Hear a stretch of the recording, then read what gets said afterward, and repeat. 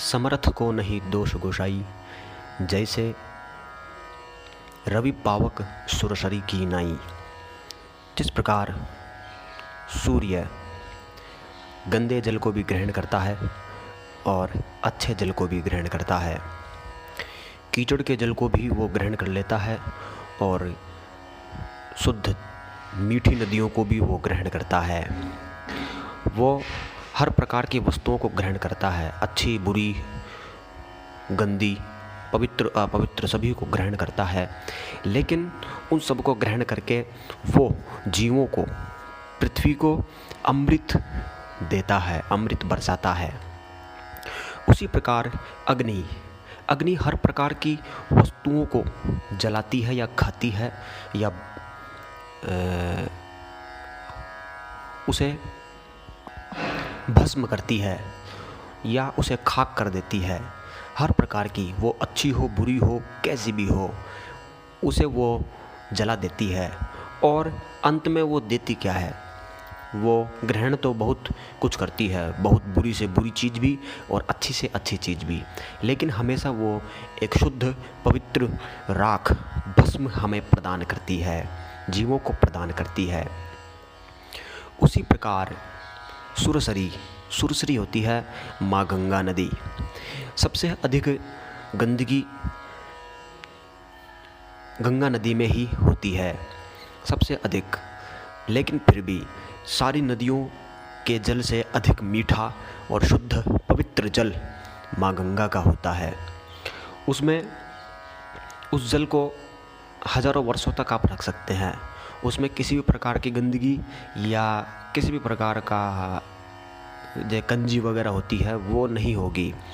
तो ये आप जल का ज़बरदस्त अकल्पनीय विज्ञान मान सकते हैं, या गंगा माता की कृपा मान सकते हैं, या भगवान शिव की जटाओं का चमत्कार या कुछ महान प्रभाव मान सकते हैं, या श्री हरि के चरणों का आशीर्वाद मान सकते हैं, या सगर के जो महाराज सगर थे, 60,000 पुत्रों की जिन्होंने मुक्ति कराई थी, उनके तपस्या का फल मान सकते हैं आप, या कुछ ही मान सकते हैं।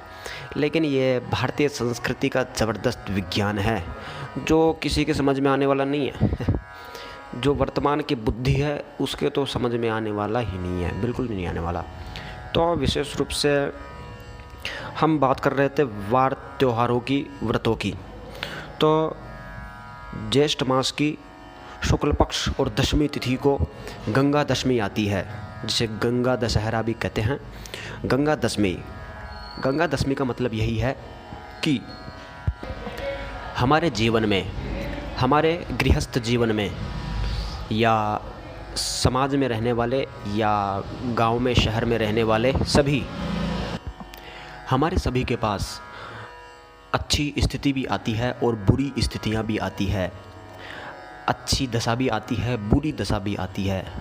अच्छे से अच्छा समय भी आता है और बुरा से बुरा समय भी आता है।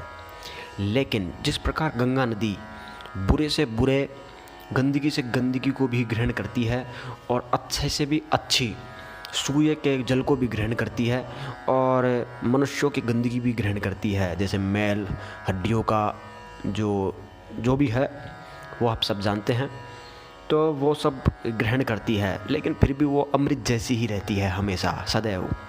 और देवताओं की नदी है वो, देवता भी उन्हें प्रणाम करते हैं। उसी प्रकार हम पूरी तरह ऐसे तो नहीं बन सकते कि पूरी तरह एक सहज और सरल, लेकिन प्रयास हमें करना चाहिए। मनुष्यता में विवेक का इस्तेमाल करना चाहिए। हमारे भीतर या बाहर अच्छी या बुरी कैसी भी परिस्थिति हो, हमें अमृत की तरह सहज रहना चाहिए। यही विशेष रूप से गंगा दशमी के व्रत का फल है या व्रत का नियम है। कैसी भी परिस्थिति हो, अच्छी से अच्छी परिस्थिति हो या बुरी से बुरी परिस्थिति हो, हमें बस सहज रहना है। यानी कि अच्छी परिस्थिति में नाचना नहीं है। यदि आप अच्छी परिस्थिति में नाचोगे तो 100% बुरी परिस्थिति में आप रोना पड़ेगा आपको, ये तो प्रकृति का नियम है। यदि आप अच्छी परिस्थिति में एक सहज रूप से बने रहोगे कि ये प्रकृति की देन है या ईश्वर की इच्छा है या कुछ भी विचार करके तर्क करके आप सहज रूप बने रहोगे तो फिर आपके ऊपर कितना भी विकट संकट क्यों ना आए, आप बस मस्त रहोगे। तो ज्येष्ठ मास की शुक्ल पक्ष की दशमी के दिन गंगा दशमी आती है। इस दिन आप गंगा स्नान आप करें तो बहुत अच्छी बात है। आप हरिद्वार जाएं या गंगा तट पर कहीं पर भी जाएं, आप गंगा स्नान करें। गंगा स्नान करने का मतलब ये नहीं है कि आपके पाप धुल जाएंगे। गंगा स्नान करने का मतलब ये है कि आप वहाँ जो विशेष रूप से हिमालय से आई हुई और भगवान शिव की जटा से आई हुई गंगा के जल को आप स्पर्श कर रहे हैं, तो आपका ये सौभाग्य है। श्री हरि के चरणों का जो जल है उसे आप स्पर्श कर रहे हैं, ये बड़ा आपका सौभाग्य की बात है। हाँ, कुछ अज्ञानी या बेसमझ लोग इसे अंधविश्वास या कुछ भी मान सकते हैं, वो उनकी समझ है, लेकिन समझदार लोग हर चीज़ का लाभ लेता है, हर चीज़ का।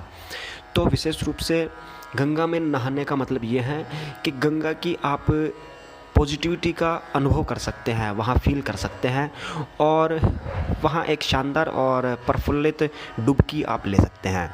तो इससे आपका मन प्रफुल्लित होगा और मन प्रफुल्लित होगा तो भविष्य में पाप नहीं होगा या वर्तमान में पाप नहीं होगा। और वर्तमान में पाप नहीं होने का मतलब यही है कि आपका फ्यूचर बहुत शानदार रहेगा। तो गंगा में स्नान करने का मतलब वर्तमान के पापों पर नियंत्रण होने में सहायक होता है। तो विशेष रूप से इस दिन गंगा जी में जाना भी ना हो तो आप ठंडे पानी से नहा सकते हैं। बिल्कुल, आप ठंडे पानी से स्नान करेंगे तो ज़बरदस्त वो काम करेगा। तो विशेष रूप से आप गंगा जी की पूजा आप कर सकते हैं, जिसमें कच्चा दूध, रोली, मोली, चावल, नारियल और पतासे आप ले सकते हैं, दक्षिणा, धूप, दीप ये सब कर सकते हैं। देखो, जो सामग्री होती है रोली, मोली, चावल, पता, सुपारी, जनेऊ, लौंग, इलायची, दाख, बादाम वगैरह वगैरह, ये विशेष रूप से सकारात्मक ऊर्जा को बढ़ाते हैं ज़बरदस्त तरीके से। धूप दीप हम करते हैं तो एक सकारात्मक ऊर्जा का संचार करते हैं, इसलिए हमें सामग्री का उपयोग करते हैं। और इस दिन विशेष रूप से बाटी, चूरमा, पूड़ी आप पकवान बना सकते हैं और बनाकर, हाँ वैसे आप व्रत भी कर सकते हैं और सायंकाल आप ब्राह्मणों को या भिखारियों को या नौकरों को या मज़दूरों को आप भोजन करा सकते हैं। इस दिन का बड़ा महात्म्य है और यह बड़ा महत्व है। और इस दिन जो भी आप पकवान बना रहे हो वो शाम तक उसे पूरा कर लेना है। इस रात को ठंडा भोजन नहीं रहना चाहिए, यह हमारे शास्त्रों का वचन है। फिर जैसी व्यवस्था हो आप वैसा कर सकते हैं।